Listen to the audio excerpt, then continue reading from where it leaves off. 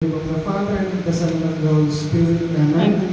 Heavenly Father, thank you so much for all the blessings you have given to us. Thank you for the gift of life. Thank you for the family. Thank you for this bonding.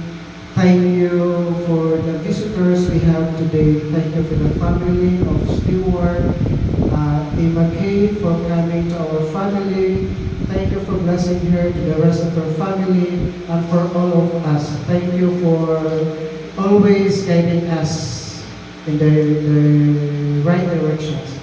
And as we partake the food of God, may this food will give nourishment to our body, give us more strength as we do our daily works.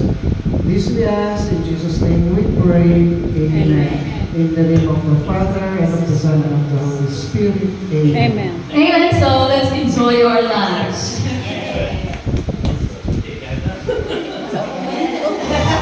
Bibi Jan, nga nang naman ko ka din nagpasok.